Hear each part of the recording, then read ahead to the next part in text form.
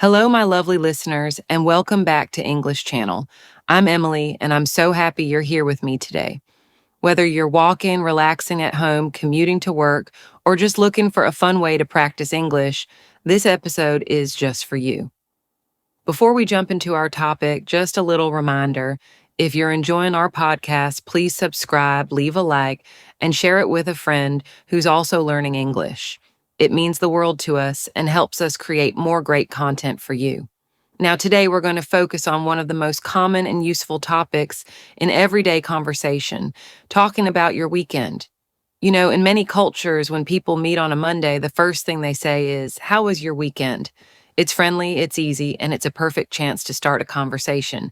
So today, not only will I share what I did this weekend, but I'll also teach you useful vocabulary, common phrases, and some grammar tips to help you talk about your own weekend experiences. Ready? Let's go.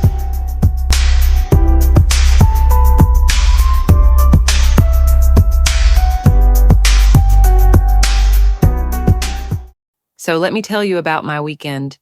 Honestly, it was a mix of relaxing, fun, and productive, a great balance. Let's start with Saturday.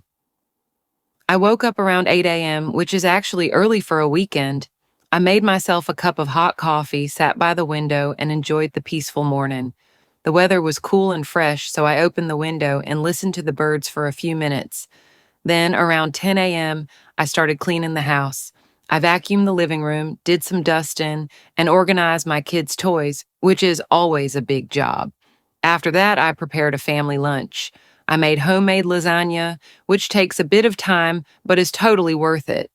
My parents came over, and we had a beautiful lunch together. Lots of laughter, stories, and of course, my mom brought her famous chocolate cake. Later in the afternoon, we all went for a walk in the park nearby. The kids played, my dad took photos of the trees and flowers, and I just enjoyed watching everyone smile. It was one of those simple but meaningful moments.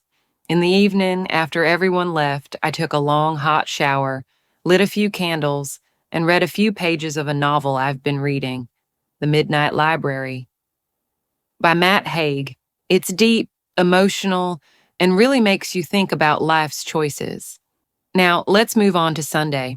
I started my day by going to church, like I usually do. I love the sense of peace and reflection I feel there. After that, I treated myself to a small breakfast at a cafe. I ordered scrambled eggs, toast, and orange juice. Sometimes eating alone outside helps me reconnect with myself. In the afternoon, I helped my kids with their homework. We also did a bit of baking together. We made banana muffins. It was messy, but a lot of fun. I always try to include them in small activities like cooking or gardening.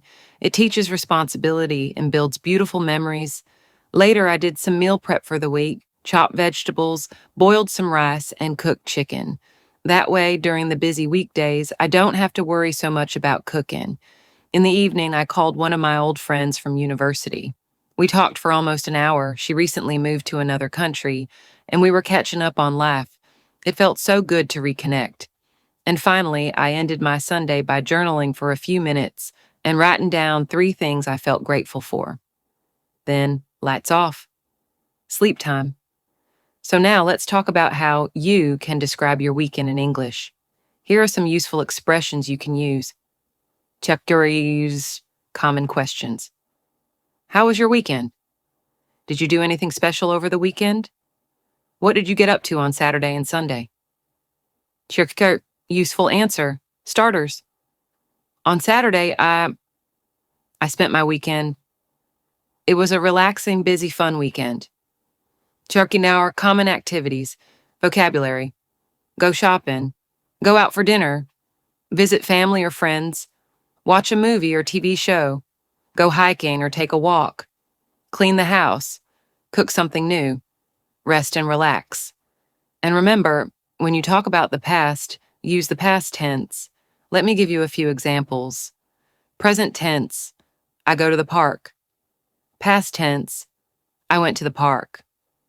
Present, I ate lunch with my family.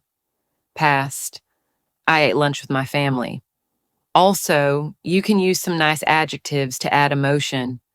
Relaxing, peaceful, exciting, productive, lazy, joyful, unforgettable. Example, my weekend was relaxing. I stayed at home, watched a few movies, and just recharged my energy. Here's a little practice tip for you.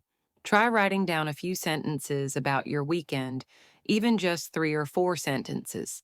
Then read them out loud and try to speak naturally. You can even record yourself and listen to how you sound.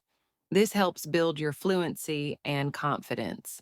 And of course, leave me a comment and tell me about your weekend. What did you do? What did you enjoy most? I love hearing your stories. Emily, closing. All right, my friends, that's all for today's episode.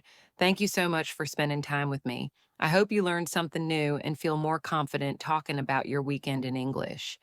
If you found this helpful, don't forget to subscribe to Mr. English, like this episode, and share it with your fellow English learners. Until next time, keep practicing, take care of yourself, and enjoy the little moments in life. Bye for now.